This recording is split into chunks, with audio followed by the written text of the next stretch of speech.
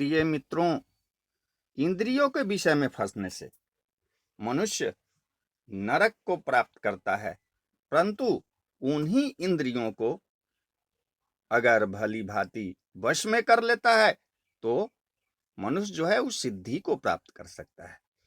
जो इंद्रियों के वश में रहता है वह स्वयं भी अनेक प्रकार के पापों में फंसकर और भांति भांति के दुख उठाता है और दूसरों को भी दुख देता है। स्वयं सदा भयभीत रहता है और दूसरों को भी हिंसक, दूसरे आदमी भी उससे हिंसक पशु की भांति उनसे डरते रहते हैं। इंद्रिय लोलुप जो होता है वो बुरा से बुरा काम भी करने में कभी नहीं हिचकता है। जहां तक इंद्रियां का दमन नहीं होता वहां तक पापों से बचना बहुत कठिन होता है। अतएव सुख चाहने वाले प्रत्येक स्त्री पुरुष को इंद्रियों का दमन करना चाहिए। जो लोग प्रगति का परम सुख पाना चाहते हैं उनको भी इंद्रियों का निग्रह एक आवश्यक कर्तव्य है। ज्ञान इंद्रियां 5 हैं, जिसमें श्रवण कान, त्वचा माने चमड़ा, चक्षु आंख, रसना माने जीभ, नासिका नाक, इनके भी 5 ही विषय हैं। शब्द, स्पर्श, रूप, रस और गंध, ये 5 ज्ञान इंद्रियों के सहायता करने वाले 5 कर्म इंद्रियां और है। हाथ, पैर, मुंह, गुदा, लिंग, ये 5 जो है कर्म इंद्रियां हैं। ज्ञानी जो होते हैं इंद्रियों के दमन करने से, ज्ञान इंद्रियों के दमन करने से कर्म इंद्रियां आप ही दमन हो जाती है। इंद्रियों का निरत मन के विषय में आसक्त होने से बड़ा अनर्थ हो जाता है। जो लोग इन पांचों के विषय में आसक्त हैं वह व्यक्ति बहुत जल्द अपने को नरक का भागी बनाता है।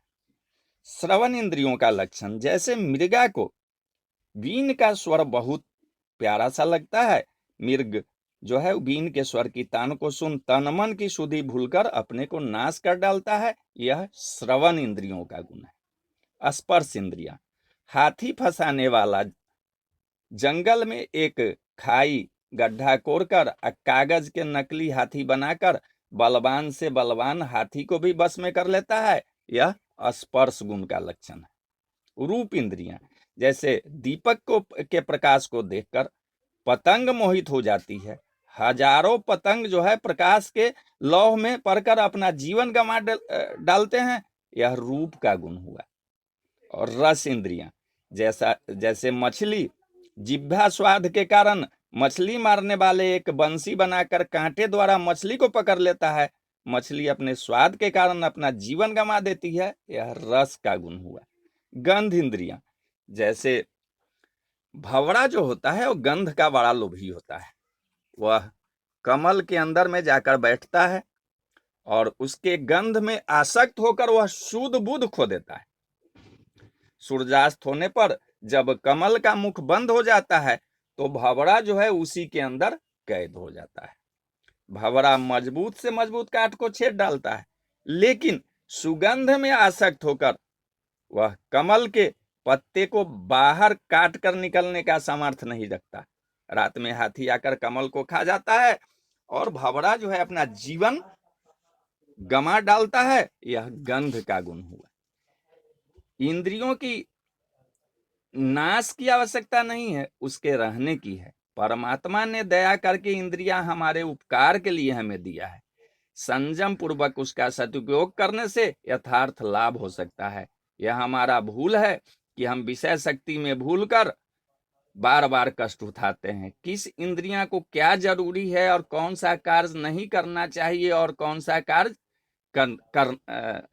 करना चाहिए। साधु महात्माओं का वचन सुनना चाहिए। परमात्मा का गुणगान भजन, जहाँ सत्संग उपयोगी बातचीत हो रहा हो उसे सुनना चाहिए।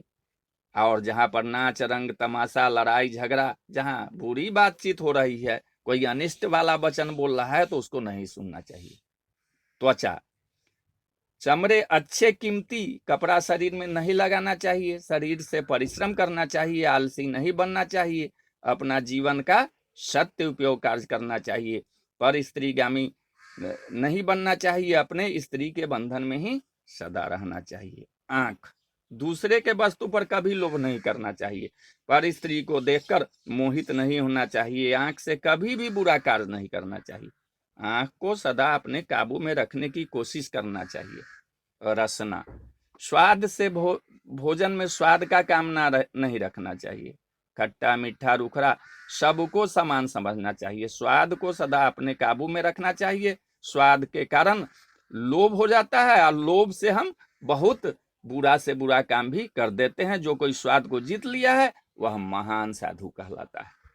गंध, सदा सुगंध में आसक्त नहीं होना चाहिए। जहां सुगंध हो वहां जरूरी हो अपना कार्य जाकर करना चाहिए। जैसे पैर सारे शरीर का राजा है, वह सदा गंदे जगह में ही, दुर्गंध में ही रहता है, लेकिन उसी पैर को लोग प्रणाम करते हैं।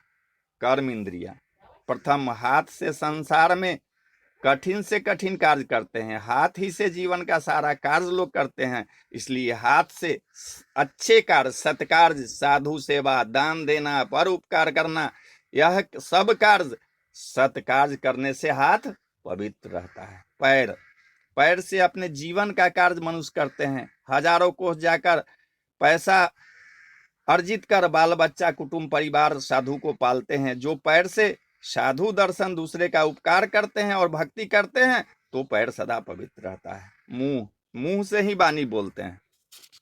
वाणी द्वारा भी मनुष्य पैसा हासिल करता है। लाखों करोड़ रुपया लोग वाणी के द्वारा पैदा कर लेता है। वाणी द्वारा ही क्रोध करके नाश का भी भागी बनता है। इसलिए वाणी मीठा बोलना चाहिए जो सबको प्रिय लगे। वाणी से भक्ति भी होती है। वाणी से हजारों सदुपयोग कार्य लोग कर लेते हैं। इसलिए जो जिस मनुष्य वाणी को बस में कर लेते हैं वह मनुष्य सदा उच्च विचार के होते हैं। साधु संत के लिए वाणी द्वारा प्रभाव देता है। इसलिए वाणी के ऊपर ख्याल रखकर सदुपयोग करे। बोलिए जय सिया राम।